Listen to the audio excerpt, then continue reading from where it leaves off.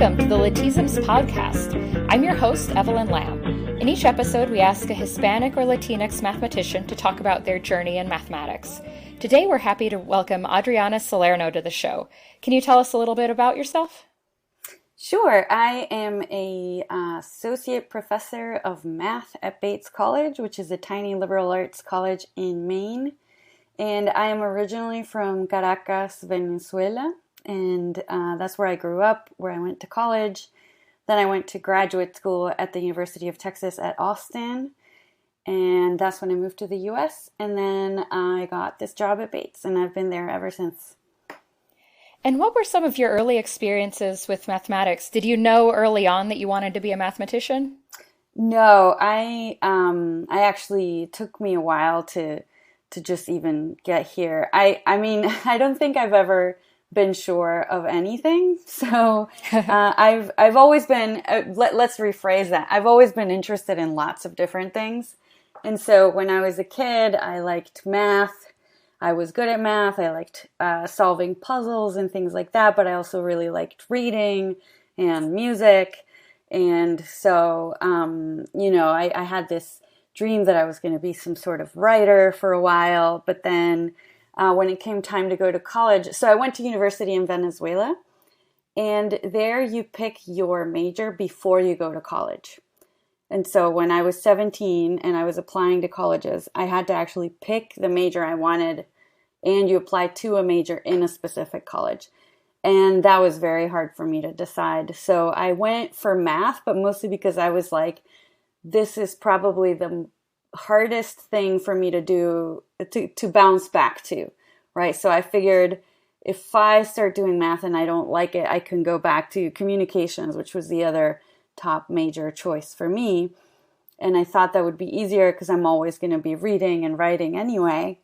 But the other direction just felt a little bit scarier to me. So I just started with math. But it wasn't really like I know this is what I want to do. And while I was in college, there were ups and downs. It was pretty difficult. It was a very small program. There weren't a lot of other students. And so most of my friends were in engineering or other places. And so I was kind of burnt out. And so I decided to take a year off between college and whatever else. And during that year off, I was like, I kind of miss math. So I applied to grad school. But I never really had like this moment where I was like, this is what I am or what I want to be. I still don't know if this is what I want to be. Yeah. Did people encourage you in college to pursue mathematics?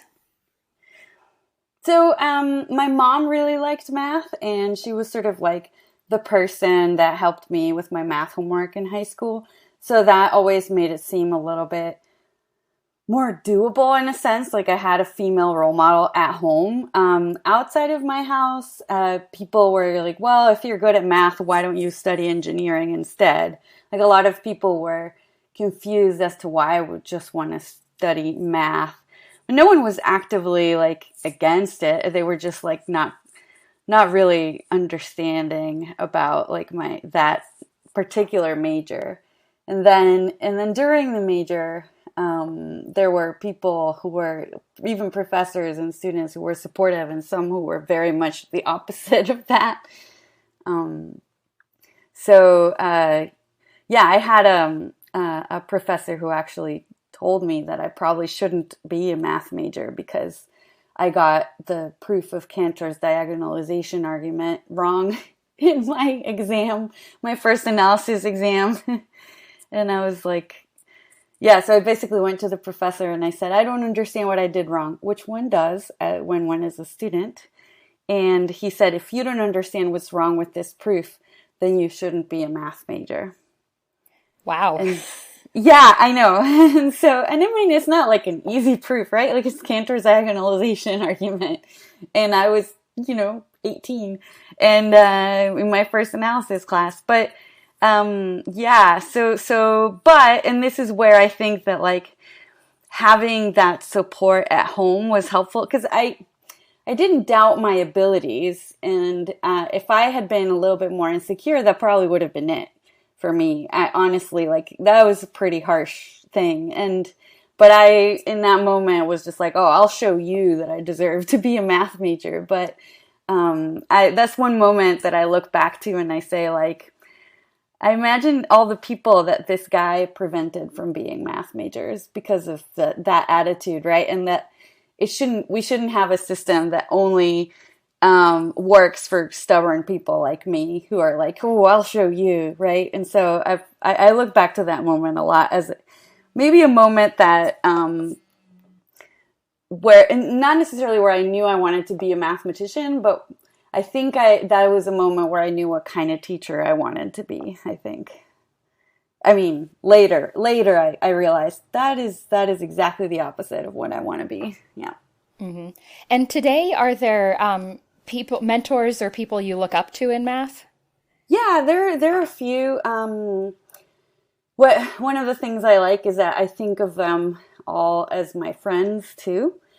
A person that I always looked up to when I started graduate school was Karen Uhlenbeck, who was at the University of Texas at Austin. And she was this sort of amazing mathematician, really kind person, really interested in supporting students, and in particular, female students. And so she was a really huge presence in my graduate career. And she wrote one of my letters of recommendation when I went on the job market. So she was a pretty amazing person. And she was the one that started the math circle in Austin. And so she was doing all this sort of outreach and support. And she was just a really incredible person to have around when I was in grad school. And then others, I think I definitely have some people who have been super supportive and friendly. Again, these are people I consider my friends, like Joseph Silverman in Brown has been a huge, supporter in some weird way. He's just such an encouraging and positive person. And then nearby, Fernando Gouveia, who's at Colby, has been a nice person to have around. Also from South America, also a number theorist. So it's been fun to have that person in Maine. But yeah, I think that, I don't know, there are people who support you and elevate you. And those are people that I love having nearby.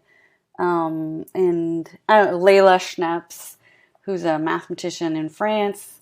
I did some projects with her when I was on my first sabbatical, and she's been a friend since, and a supporter and a collaborator. I absolutely adore my collaborators. We're all basically the same age, but I find them very inspiring and awesome as well. Since you've mentioned your great collaborators, could you tell us a little about your research? Sure, yeah. So I work in number theory broadly defined. So I have projects in lots of different areas of number theory. But a lot of it is sort of like, how does number theory interact with something else? Maybe that's a little vague, but one of the projects I'm working on is sort of understanding this conjecture that comes from string theory, and that has been adjusted to sort of algebraic geometry and differential geometry, and then trying to see sort of like what the implications of those types of conjectures are for number theory. And so like just looking at these conjectures coming from physics, but through a number theory lens.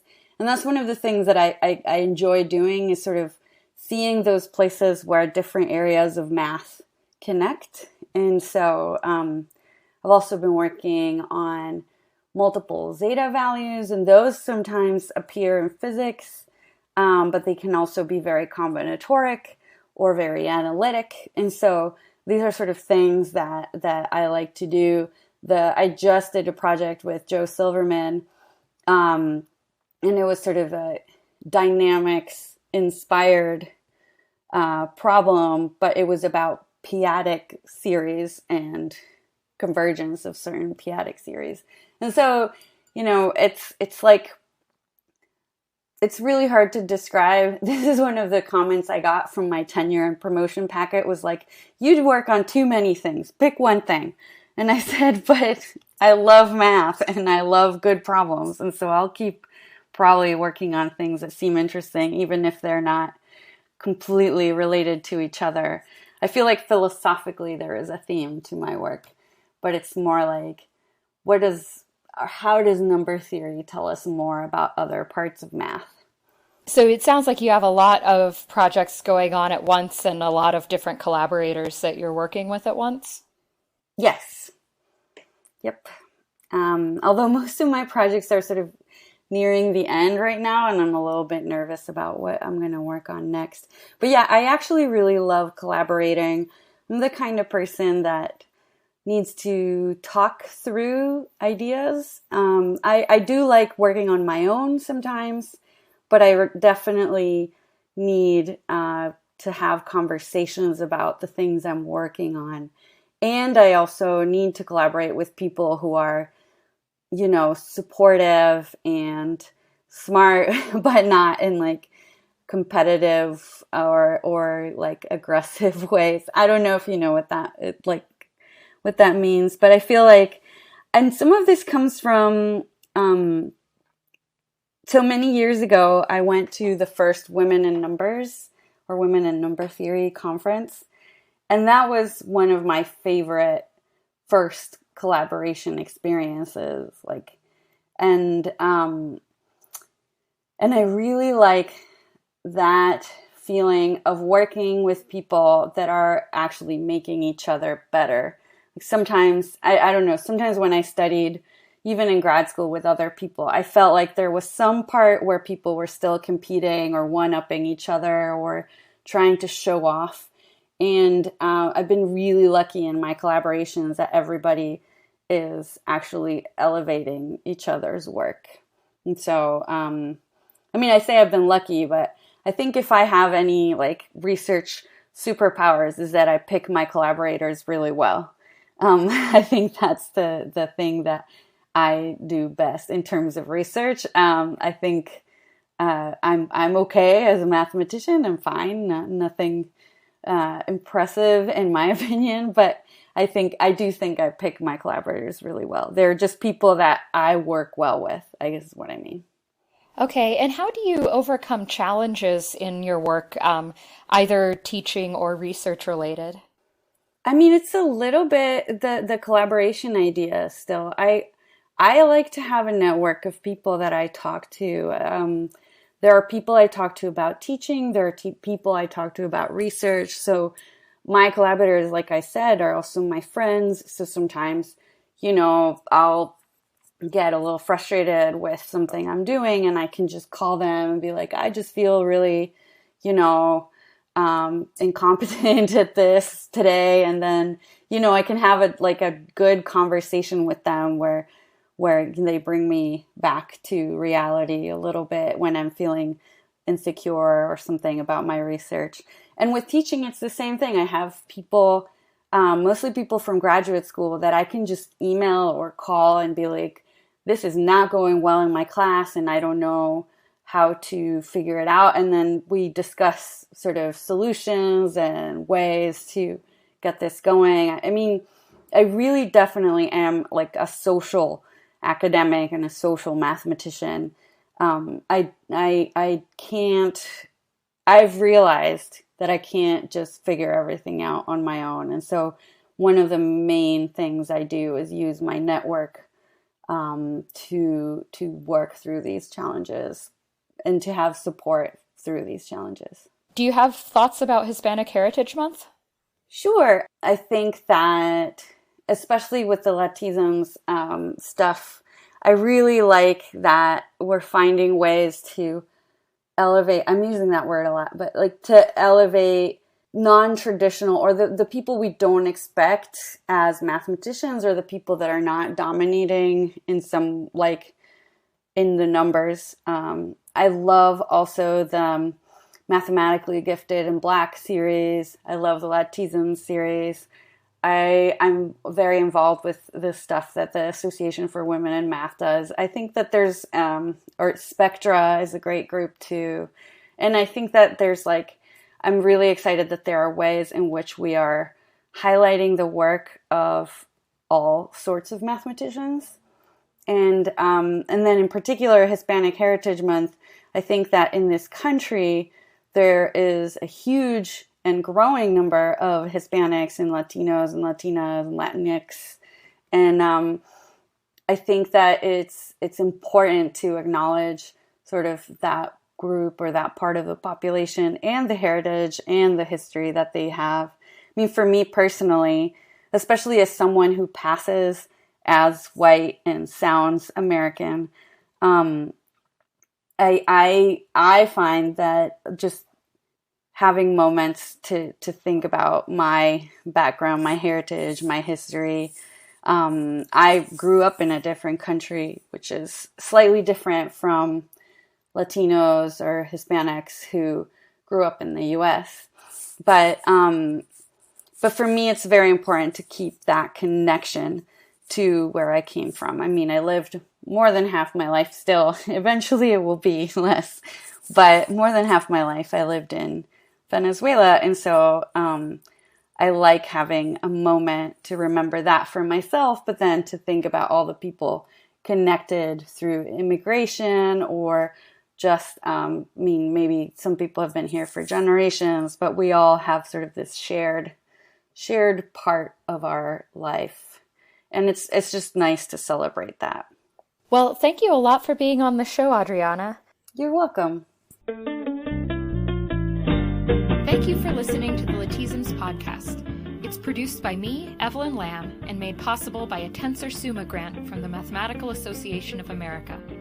Our music is Volvere by La Floresta.